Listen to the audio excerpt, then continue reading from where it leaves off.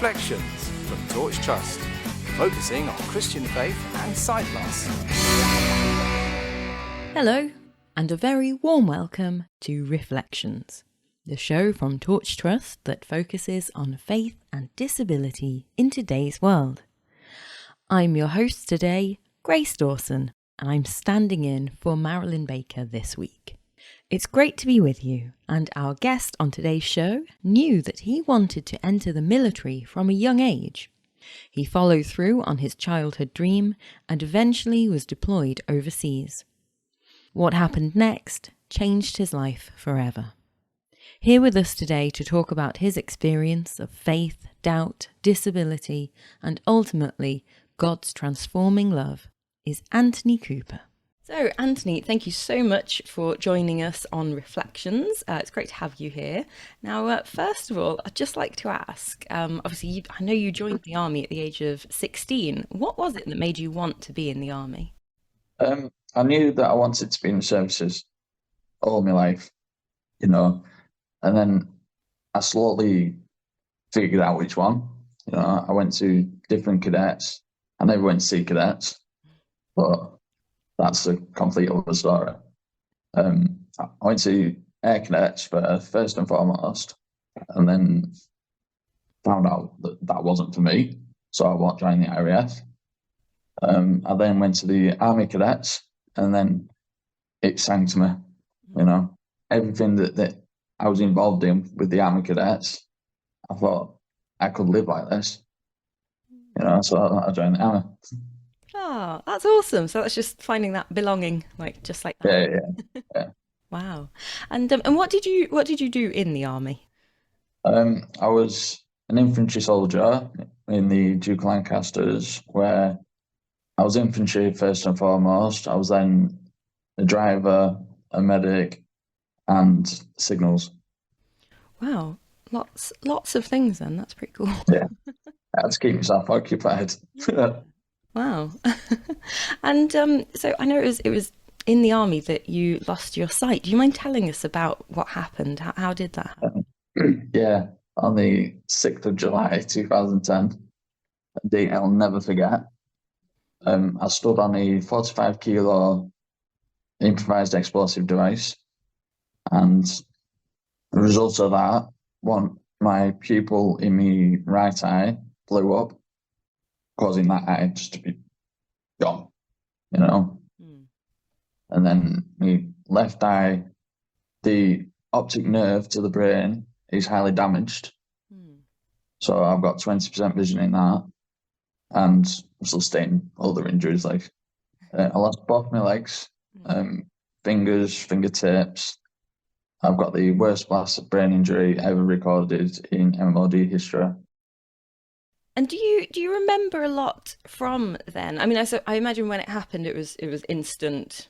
Apparently, it wasn't. Oh, okay. Apparently not. Right. Because I've always been one for looking after lads. I'll look after others before myself and whatnot. And apparently, I was searching for my rifle so I could fire back. Oh my goodness. Wow. I'm not letting him get away with this. Yeah. Oh, it's just your instinct kicked in then. Just yeah. Wow. So, but you don't remember any of that then? Do you remember? No. What was the first thing that you remembered? I remember the patrol we was on, and then next thing I was waking up in Birmingham. Oh wow! So that's a big chunk of time. That's just Yeah. And so, what kind of got you through that? Was this where your kind of journey with God began? Well, my journey with God began in Afghanistan, funnily enough. He came to me in a dream, and he mapped out routes I'll be taking. And then when I was taking this specific route, which was the one of my injury, I kept asking everyone, have we done this route before? No. And then my section 2IC told us to go down the track. We just gone across a big field, and then we turned right down a track, and then he said, turn right again, to go back down the other side. And I'm like, no, because it hit me. That's what God was warning me about. Oh, wow. And yeah, literally from then. Wow, that's incredible. And then I met Roddy from Sazra in Headley Court. He's an amazing guy. And then I went on loads of trips where Bernadette first showed herself. And it was one of the places that Jesus appeared. And I met Father Michael, who's a ex-army padre. And I met so many people, so many fathers and bishops. And Had you ever had any sort of interest in Christianity, like growing up or anything at all? not really. I went to Methodist school, a primary school, where we were forced to go to church. And because you're forced to do something, you lose interest. Yeah. It's just a natural way of life, Yeah. I mean, obviously, I took it serious, when I was in church. But then I was like, you know what? When I'm at this primary school, I'm done, Yeah. you know. And then during the army, I don't know what it was, but I took myself to church. We had church parades where we had to go to church. Well, that like Christmas, Easter, big celebrations. But then occasionally, I just take myself. I don't know why, Yeah. Oh, but that's really cool. There's just something in you then that did want it, that somewhere that came out. yeah. Well, I'm guessing so. Yeah. Oh, that's really cool. And so did it help you kind of with your recovery? Was your faith a big part of that? Would you Yeah, massive part. I find myself praying most days. Partly it was asking why it happened to me. say? Not gonna lie, but then obviously it wasn't God coming speaking to me. I'm not gonna lie, but I see some things on my phone. Like God does these things to you to get you ready. As I can't think what it's called, obstacle. He puts these obstacles in your way because he knows you can overcome. Yeah. And did you ever, I mean, you said you were asking God why and experiencing that. Mm. Was there ever a time when you kind of felt like it might be, it might not be something for you, kind of like you too sort of upset with God that this happened, or was that Yeah, yeah. I mean, the first in Birmingham, I kind of lost faith. I lost everything. I wasn't bothered if I lived or died. But then got to the court, met Roddy, and then he kept reassuring me, you know, it was God's plan. I'm like, what? Me being blown up? How's that plan?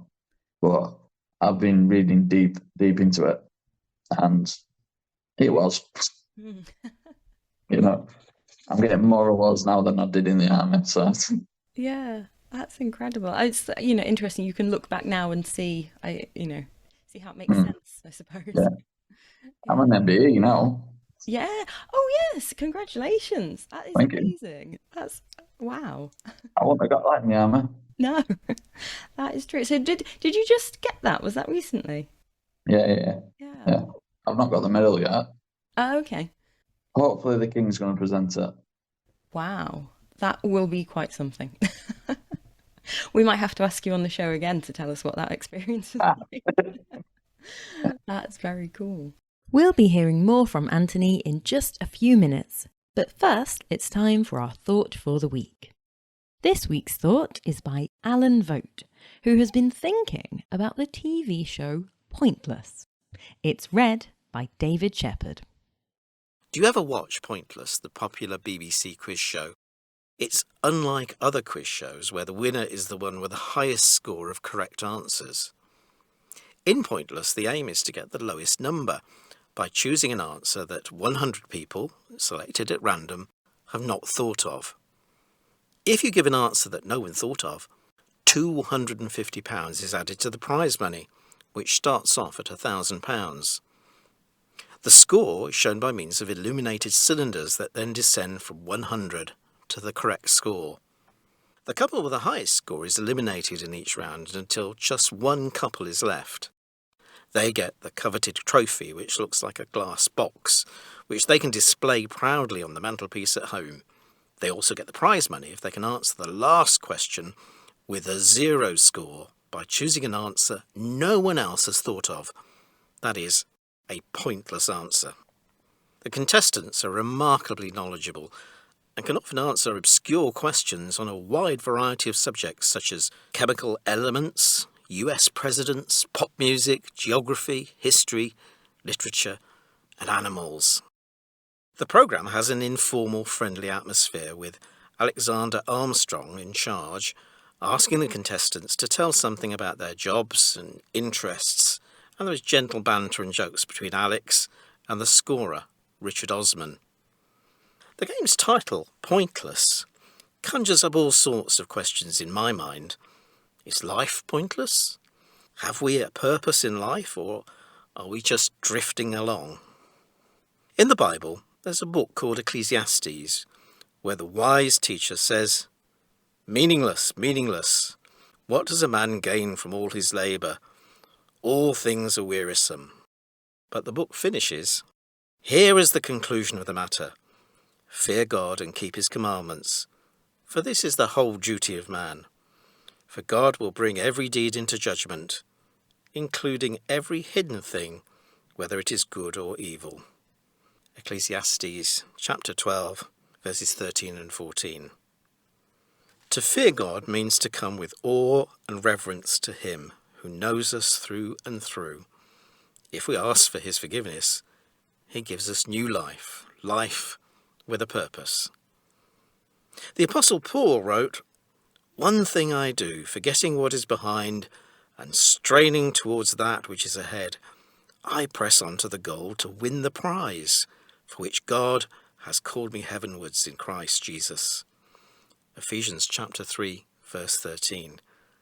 For me, this prize is much greater than any coveted trophy or reward from the BBC Pointless quiz programme. It's time for the final part of my interview with Anthony Cooper, newly created MBE. Do you mind telling us a little bit more about the MBE? Like, how did you find out you were getting an MBE? How did they tell you that? Sent me a letter. Oh, right, okay. You just Pretty much got that in that's the post and you're like, oh, Yeah. okay, getting an MBE. Yeah. Congratulations, you've been nominated for an MBE Wow. and you've been accepted.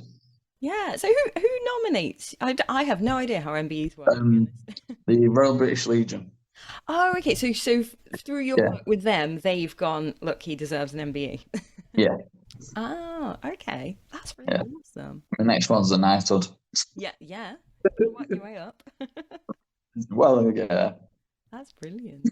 And actually, can you tell us a bit more about what you've done with the Royal British Legion? What haven't I done? It's easier. Yeah.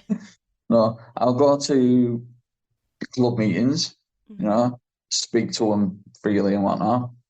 I've got a big presence in the Chorley RBL because I'm in Chorley, like, and I forward people to the RBL.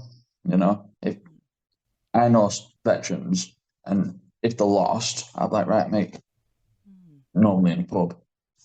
You know, I don't drink anymore though. Just saying. But it was in pubs. Yeah. And they'd be like talking to me about my regiment and whatnot. And then they'd be like, wow, I'm just lost. I don't know what to do. Like, mate, go to RBL, go for a activities week, or whatever you want to do. You know, if you need support, they'll support you. Yeah. Oh, that's awesome. So helping them find a way. Yeah. Get on. Yeah. See, helping others again. Yeah. So I want to ask what else you've done, but I bet the list is just ridiculously long. It's endless. Is there actually, maybe here's a quicker way of doing it. Is there anything else that's like really important to you that you've done that you'd like to share about? What's you know, if you could pick one thing to tell us about that you've not told us about. Sorry, big question. Yeah, it was. I don't know. If there's any veterans watching though, and you need some help, go to the Royal British Legion, because I guarantee now I'm not the only blind veteran. Mm. You know? In fact, I'm a member of Blind Veterans UK. Oh, okay, yeah. I think I'm a member of most of the charities. So you've mentioned Chorley, and I know that you go to the Chorley Torch Fellowship group. Yep. So that's where our CEO met you. Yep. What do you think of the group? Like, what's your experience of the group? It's a lovely group, you know, and you can just talk to anyone and everyone, you know. They're all welcoming. They're all chatty, I'll tell you that now. Mm-hmm. It's a lovely group, yeah. Yeah. Oh, that's good. Well, thank you so much for speaking with me. I can see that you're going to go and do even more amazing things. Probably. So congratulations again on the MBE. Thank you. So yeah, we'd love to have you back on the show again to tell us about that and to tell us about what else you're getting up to. I'd better let you go for now. So thank you so much for talking to me. Yeah, it's all right. Thank you. Well, I'm sorry to say that we are all out of time for today. If you like the sound of our torch groups, having heard how much Anthony enjoys attending his, then you can find out more about our network of groups by visiting torchtrust.org. Click on Living with Sight Loss and then select Torch Fellowship Groups in the drop-down menu. You can also get in touch with us to learn more. Just give us a call on 01858 438 260. That's 01858 438 260. Or you can email info@torchtrust.org. We'll be back next week with more fascinating stories of faith and disability. So until then, goodbye from me, Grace, and everyone on the Reflections team. And God bless. You've been listening to Reflections from Torch Trust.